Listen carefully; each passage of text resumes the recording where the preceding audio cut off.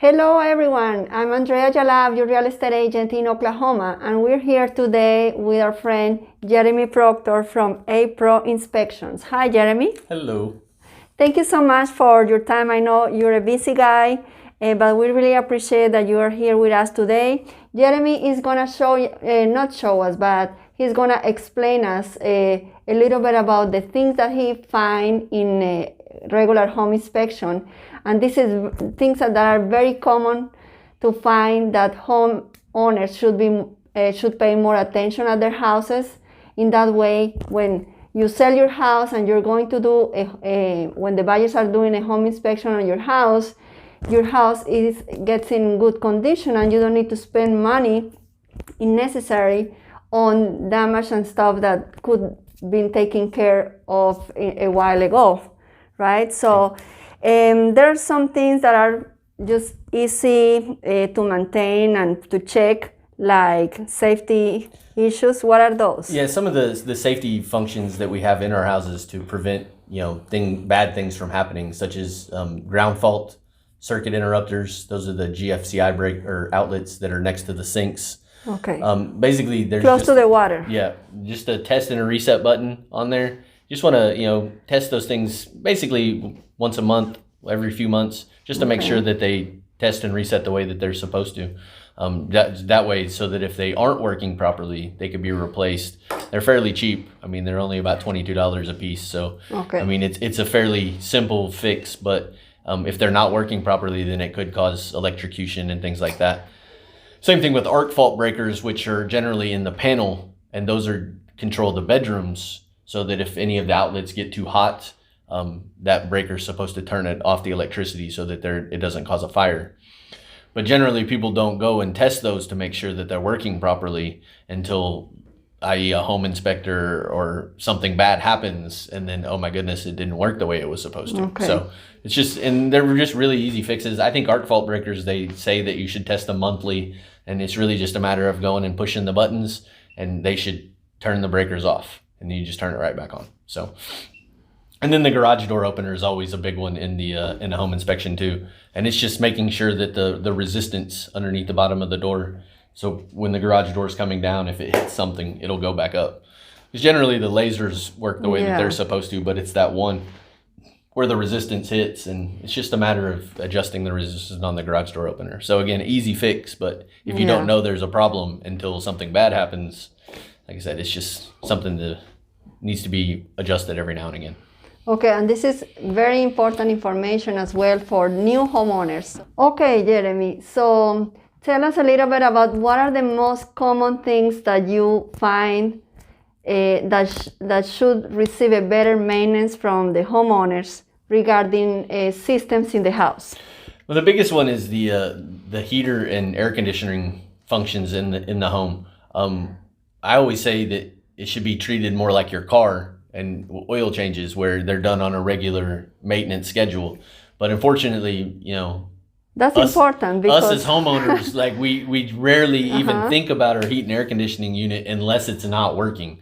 So basically recommend that, like in October, you should have your furnace serviced and cleaned so that it's ready for the winter months. And then in March, have the air conditioner, same thing, serviced and cleaned so that it's ready to go for the summer months. And then another one that's also always gets forgotten as well is just the air filters in the house. And that'll go a long way to keeping the system running smoothly if we just remember to change those air filters.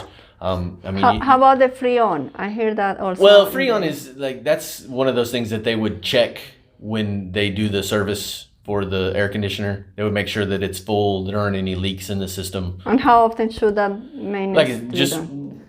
Once every year, they should be able to check the Freon in there, and like I said, to make sure that it's full and there aren't any leaks in the system. So, tell us about plumbing and electricity. What about those? Well, I mean, as far as the water heater, again, that's another one that they recommend that you should probably drain your water heater at least once a year, just to get all the sediment out of the tank. Again, I don't know really of anybody that really does that. And with the water around the metro area, I mean, there's quite a bit of like sediment and just like impurities in the water that, if you just drain out your water heater and you can get that stuff cleaned out. I mean, it will definitely make the system last a lot longer. So those are great tips. Okay, there are also many issues with the weather in Oklahoma.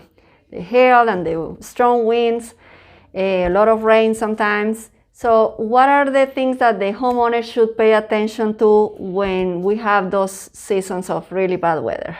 Yeah, Oklahoma definitely has some crazy weather. So the biggest thing is, especially with the rain and any kind of water issues around the house. In Oklahoma, like we have a lot of rain in the springtime, so it causes the soil around the house to get very saturated. So we want to do anything we can to keep the water away from the house. So gutters around the house is a great way to help alleviate those situations. But also, even if you have gutters, making sure that the gutters like go far enough away from the house where you're not just putting that water that you captured just directly at the foundation. So we want to extend those downspouts out farther, as well as just, making sure that the caulking around the windows and doors is good and sealed up, because especially with our like sideways rains that we get sometimes, if the house isn't well sealed, the rain will find a way into the house. So making sure up underneath the eaves, around the windows, the thresholds of the doors, just any way that the water can get into the house. The water is our biggest enemy as far as the house goes, because it can lead to all kinds of So we don't want issues. water getting into the house through any hole or any crack. Exactly. Right. Exactly. How could somebody notice any starting damage of the foundation of the house that they should maybe, be aware and kind of prevent it from the beginning? Yeah, I mean, in Oklahoma, like there's quite a bit of settlement in the soils and things like that. So, I mean, any cracks that you see in the exterior bricks, the small hairline ones really aren't really big issues. But anything that you can basically put like a coin into the crack, like those are more concerning, as well as inside the house. Straight line cracks generally aren't a big issue. Those are just where they put the tape of the drywall together. So, but the ones that come off of doorways and windows where they go at angles, like those generally are big issues, or can be indicators of issues with the structural of the house. Okay, wonderful. Well, those are great tips. Now we are going to encourage everyone to get a home inspection if you haven't get one in a while.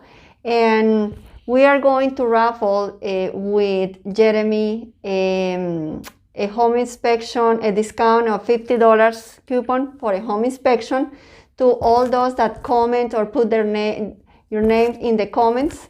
That if you're looking at this video, share with your friends so they can participate, and we hope you can get a home inspection soon. Any other comment, Jeremy? I mean, I was just actually talking about this yesterday with a realtor and their buyer about how people don't really get home inspections as a homeowner or someone who's thinking about selling their house. It's usually just the buyers finding out what's wrong. But I mean, it can go a long way as a seller or just a homeowner to understand, what's going on with your house. As a home inspector, we're going to get into those areas where you as a homeowner probably are not going to want to go. So up in the attic when it's 150 degrees, or underneath the house when it's nice and soggy. I mean, all those places that just get neglected. I mean, it's a good idea to, have somebody take a look at those things so that you know what's going on. Okay, Jeremy, so what would be the recommendation on how often should a homeowner get a home inspection? I mean, I would say as a homeowner, just to figure out, what kind of things that need to be maintained around the house. I mean, once every 3 to 5 years would be a good idea. I mean, that way you can stay on top of those maintenance issues that are going to show up in the home inspection when you get ready to sell your house. So, especially because there are some things that homeowners don't see easily. Exactly. What kind of things could those be? Well, I mean, as a homeowner, you're probably not going to walk on the roof. So, any missing shingles or nails that are missing caulking, I mean, or in the attic, like, if any animals have gotten in there and made issues with their duct work or wiring or any of those kind of things. I mean, those are just places that homeowners just really don't want to go. So, yeah, and if it's a conventional foundation, you can go in the crawl space. Space. I don't know a lot of homeowners that like to go and hang out in the crawl space. He does.